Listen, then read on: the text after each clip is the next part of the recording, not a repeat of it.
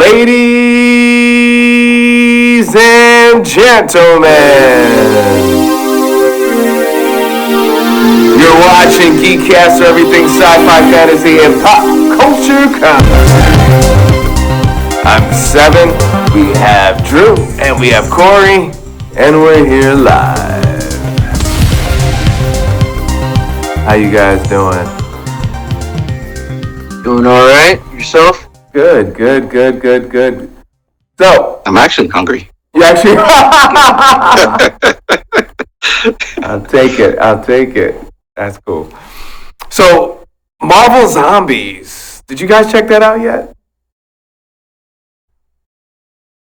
What do you think? Did anybody else see it, or was it just me? I started watching it, and I couldn't. Maybe I wasn't in the mood. It's funny you mention it like that, because it's, for me, one of those Marvel joints that I kind of had to be in the mood. Luckily, it was like Halloween stuff that I started watching it, so I was able to get through it pretty quick, and Right. I had to do it in 2 parts. It's 4 episodes. Right. I would say overall, without spoiling anything, while not a bad animated show, it does have some pretty cool stuff in it. There are cool moments in the show. Okay. But it gets stuck between trying to be a Marvel Disney property and trying to tell this very particular what-if story about mass murder, zombies, and your favorite superheroes kind of reaching this very dark horror-like timeline where Earth is now overrun with zombies. This includes superheroes, and they keep their abilities. Whatever faculties, whatever special skills they had when they were alive, in this version of it, they got them still, which makes it very interesting for me in that regard. Where it loses me is all the friggin' jokes that we get, because again, it's a Marvel Disney property, so and even in this bombed out, zombified wasteland, you still got Kamala Khan, you got Riri Williams, you got Hawk Girl, Friday. They're all making jokes. They're still making with the jokes, and I'm like, y'all need to really drop the Joss Whedon style writing, because when the show then gets serious, right, and people actually start getting yapped and turned into zombies, it actually gets pretty good. It's horrific. It's sad in some cases because these characters are watching their family and friends get yapped one after another, and it's the Marvel world turned upside down effectively. Wow. So in places it's good, in other places it's very stupid. Or you got a chance to check it out, or no, not yet? I didn't. I heard the same thing. I heard it's very kiddish. It's not Kind of. typical Marvel. So I haven't gotten around to it, but I understand. Yeah, sometimes it's kiddie, because again, it's mostly in the dialogue, but it's like sometimes they do very like Taika Waititi wrote this bit, but they're being... But a horde of zombies is just mowed through like a whole city of innocent people. I'm like, why are we making one-liners about this? Right. What are we doing? Yeah, the banter. I just said the banter. Just I can't do it. It does take you off of what's going on. It throws you off. Yeah. Yeah. Occasionally a dark little joke, it works. Right. I would say Blade ends up having some of the funniest moments in the whole thing, even though he's played typically as like the stern, silent, stern dude, the stoic. Right. But it was alright. I think they're gonna. We'll give it this though. They're apparently gonna do a season 2. If they didn't do a season 2 and they just ended it where it was at, I think that's kind of ballsy. Just with how dark they ended it. Not gonna spoil it. If you check it out at the end, I'm like, if that was the end of that show, I'd kind of give it a style point just for having the guts to end it like that. But we'll have to see. So is it a watch or meh? Give it the one watch. You can give it the one watch. Blade does some cool stuff. I will say that much. Kamala, even though, and I always say this about the little chick that plays her, she's not the problem. As Kamala, she's actually kind of likable. I kind of like her as Kamala. She's the young one, but like the material that they give her, she kind of seems like she gets stuck in like this jokey mascot thing. They can't make her grow for some reason. She has to stay young and make young dumb decisions, which I don't know. It's a mixed bag for me on that. Is it animated or is it live action? It's animated, but they got most of the actors to do the voices. I know the girl that plays Kamala's in it. Haley, what's her name that plays Hawk Girl? She was Mary in Sinners. Oh, Haley Steinfeld. Haley Steinfeld. She's Hawk Girl. The girl that plays Riri Williams in the live action is the voice in this one. Continuity. And fun fact, Mahershala Ali actually does get to debut as Blade in this one. He finally does. Technically, he's in the MCU now. Right. But he's in this very particular version of Blade where he's got Khonshu as his backup. He's like basically Khonshu's vessel. Badass character. I kind of love Blade Knight. Blade Knight was my guy in this one. And you have some other little surprises. I know David Harbour. He's the red. What's his name? Crimson something. Yeah. Russian cat. Yeah, I can't. I saw him as soon as you said that. Russian Homer Simpson cat is in this one, and Florence, Yelena, Florence Black Widow, Florence Pugh. Yeah, she's in it. So they got some names. The actors came through and they did their thing, and there's a couple of surprise cameos in there as well that I won't spoil. But it's worth the one watch, if nothing else. I'll get around to it. All right, so welcome to Derry. Man. What is this about? So, welcome to Derry. Yeah, it's about it. It's the Stephen King property, It. Pennywise, we know who he is. He's basically like a horror staple by now. Played by, we all know Tim Curry, but the one that plays him, Bill Skarsgård. He did something special with this take on the character, and I think it had so much steam to it that you do have room for carryover with this show. It's a prequel series. It takes place in the 1960s, so this is before the reimagined version that we got. It chronicles random people. You can't even say that there's a main cast, but it kind of chronicles the different victims that Pennywise had in his earlier days as an entity. Oh, possibly earlier days. We don't really know yet. And there's a B plot, which is... I'm kind of wondering where they'll go with it. It's like a military B plot thing that has James Remar and this other fellow who plays the a major. Like there's a military angle where they're in Derry looking for a weapon that can induce debilitating fear. We don't know if they mean Pennywise. We don't know if they mean something in particular underneath Derry because it's Stephen King world and it's weird. But I gotta say, for the first 2 episodes that I have seen, it's a fun watch. It's a fun addition to the Stephen King universe. I feel like as you're describing that, it's like the backstory from the movie, the first part, because they were looking into the past. So now you just made a show about the past. A bit. And I will say this much. Initially, I was apprehensive. How do you make a story about it when you ultimately know the ending? In the book, though, I did read the book years ago, there are You read that big book? news articles, these weird little extra lore building chapters, where they go into detail on this kid went missing in 1962. This kid went missing in 1964. There was a mysterious accident that happened at this site in 1967. And it all was revolving around Pennywise. And remembering that, I'm like, you could stretch this out to at least 1 to 2 seasons worth of kills if it was just chronicling what he was doing in Derry before the kids that took him out. Before the Losers Club.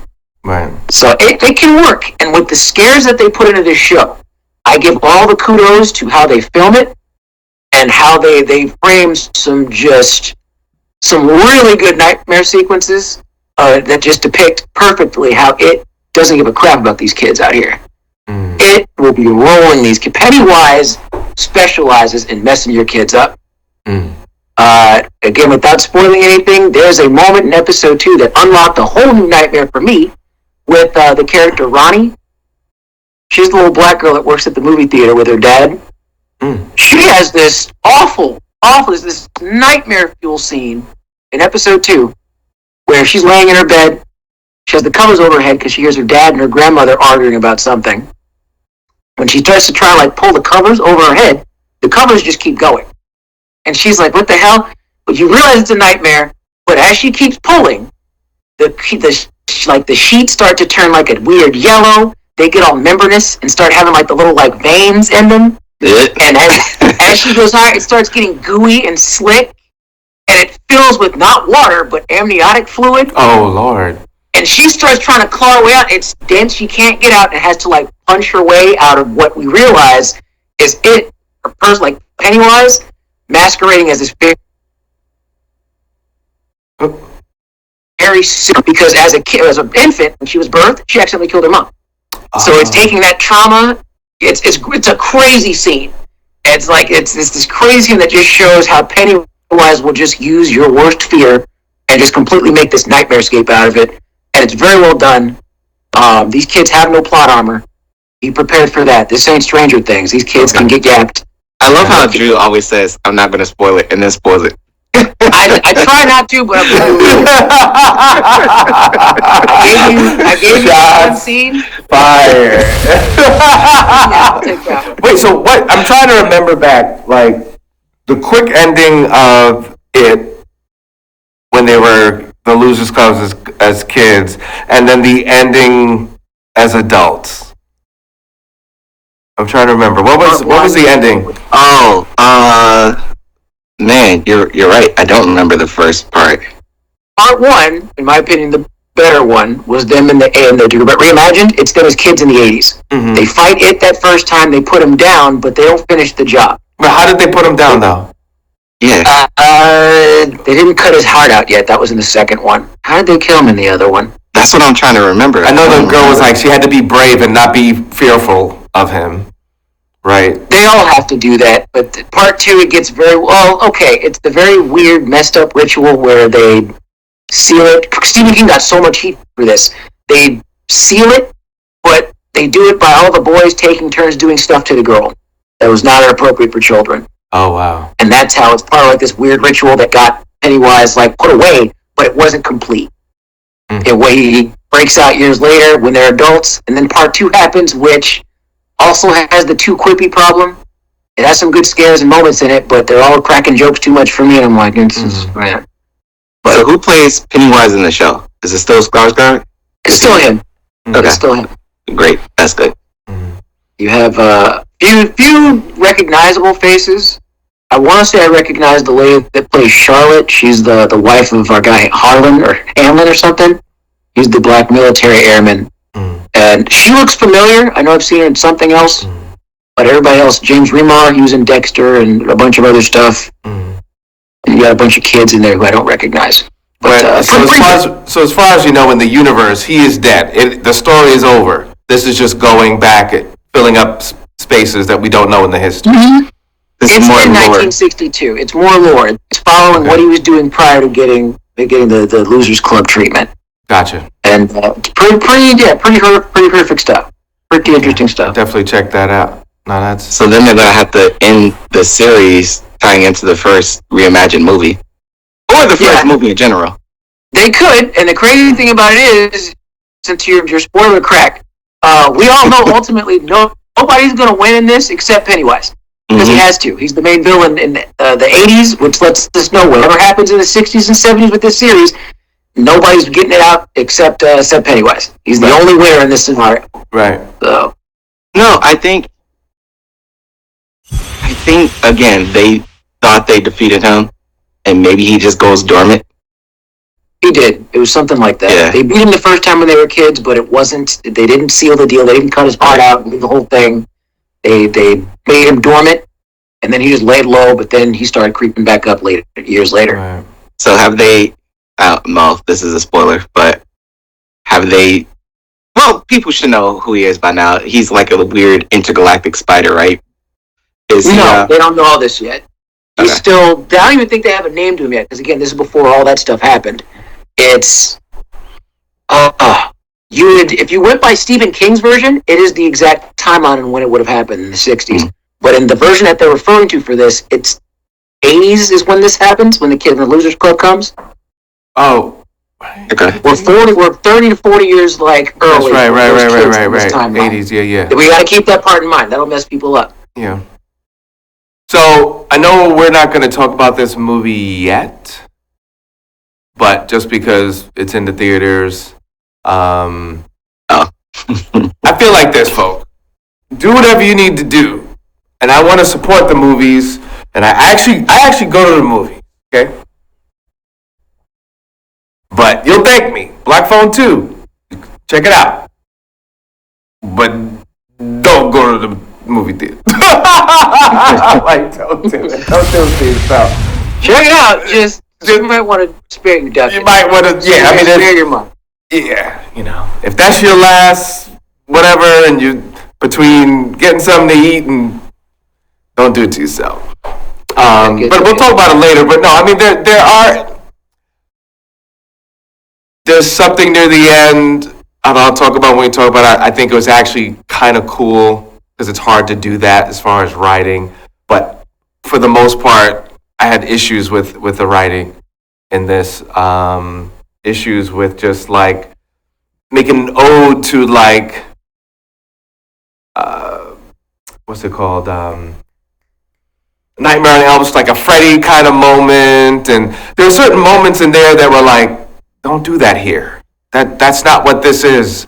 And they were like, okay, so Black Phone, the first one, obviously a black phone is a very important part of the film, right? Without giving things away. They should have watched it by now. They should have watched it right now, right? So if you're going in for 2, we can only assume you've seen the first one. It only makes sense. Right. Now, in fact, in some ways, you got to see the first one to really be invested. And that's not a good sequel. Good sequel kind of could rock by itself. Like, you could kind of live in its own thing.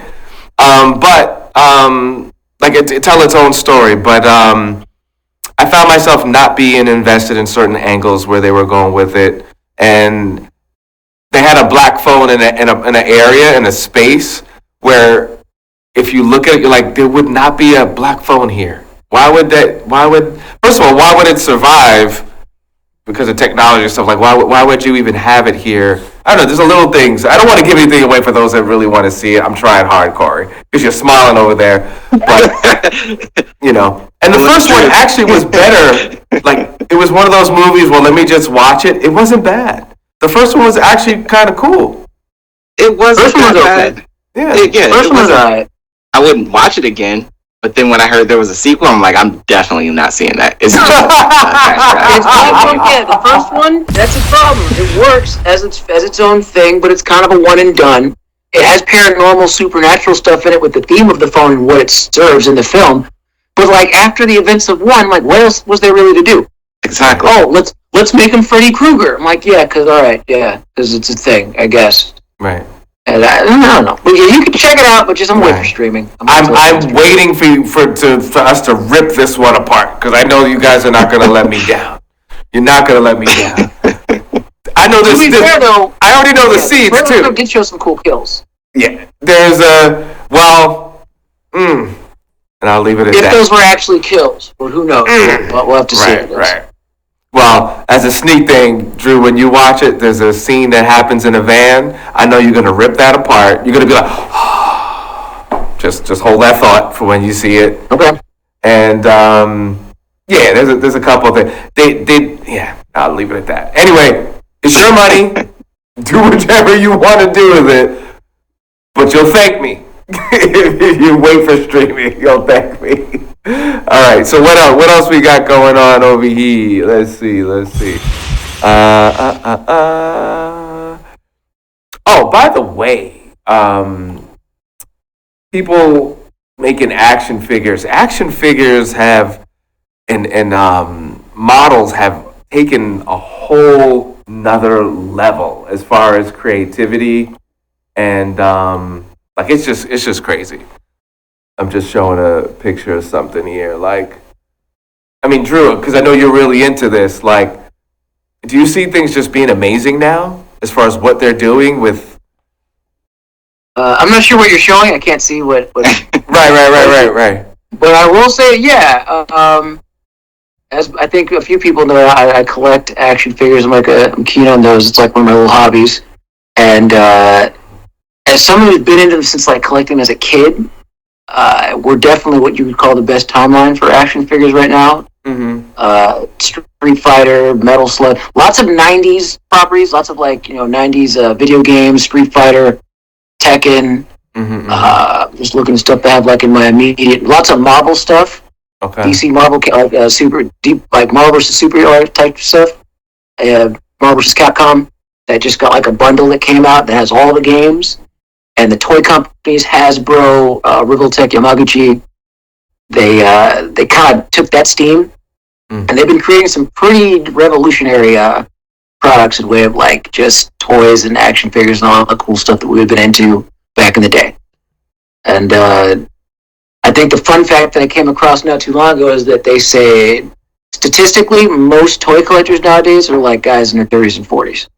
Interesting. Like the largest demographic of collectors are like dudes in their 30s and 40s. So, wow, which kind of makes sense because when you think about it, kids, they get their parents to buy toys, but past a point, it's like you gotta, past a certain like age, you gotta start getting them on your own.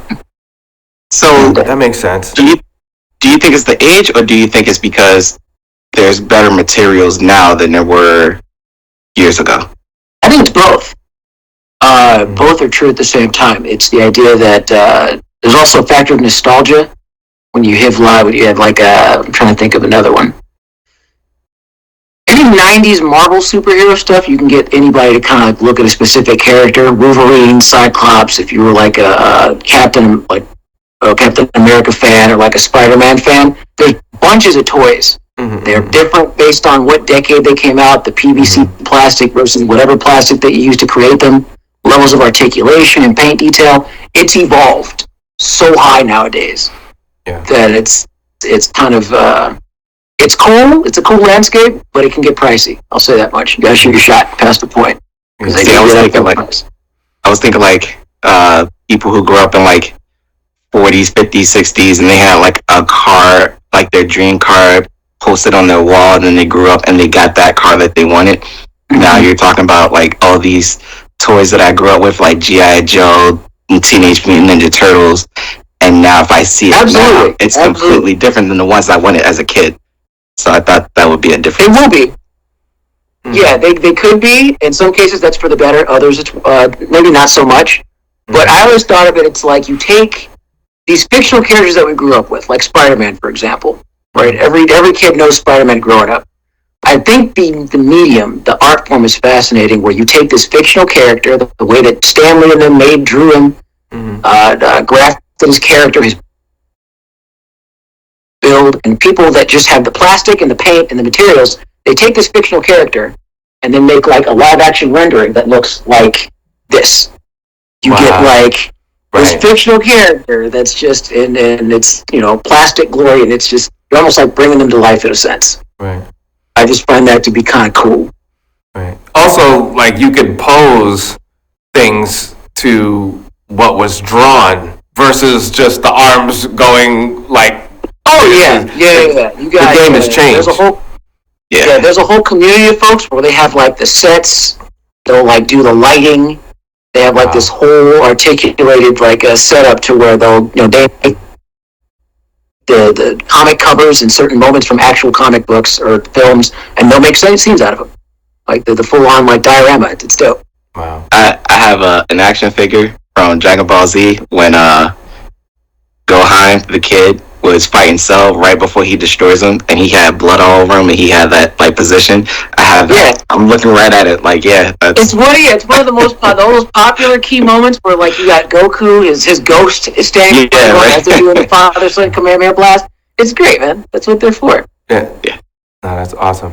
And you could end up spending thousands of dollars down that path. That's a dark path. Oh yeah. I'm not going to say how much I've spent on my total collection, but yeah, it does get into the thousands. The sad thing is you'll never hear someone say that's not worth it.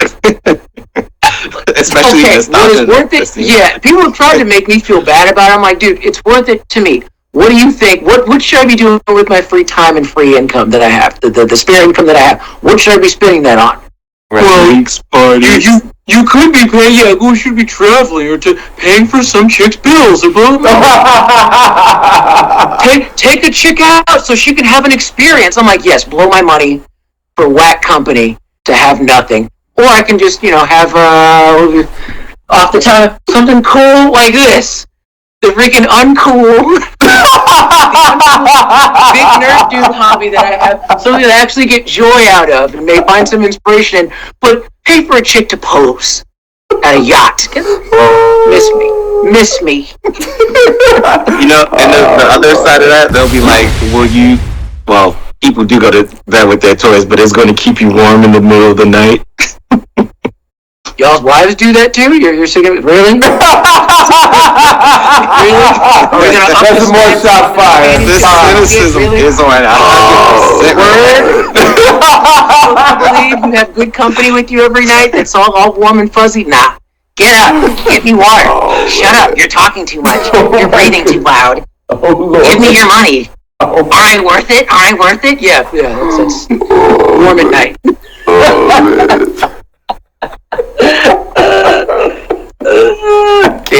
I might. But I tell you that your path makes a lot more sense than just like, the people that buy stuff and they never open it, they never do anything with it, they just keep it in the plastic forever. Yeah. Different type. Well, to be fair, I got a few of those too that I'm not taking out of box. I keep them a few, but you don't have hundreds that you'll never take out the box, do you? Oh Lord, you're one of those? Maybe, if not, not hundreds, but dozens. Okay. Maybe at this point. For me, I would have been like, put that money in like a high yield savings account, because you're banking on something that may go up or may go down, but you have a more guarantee with, that's more money. I'm content with that. I'm content with that. If they end up being worth something years later and I'm old and gray, cool. If they get a few ducats each, cool. Those were mine in life, and those getting sent to the niece, nephew, whoever. I bequeath those to when I die. So what happened? What's your take on the what's the other one that people are getting? The heads, Funko Pop. Are you a Funko Pop fan or no? Funko Pop? No, I'm not really a Funko Pop guy.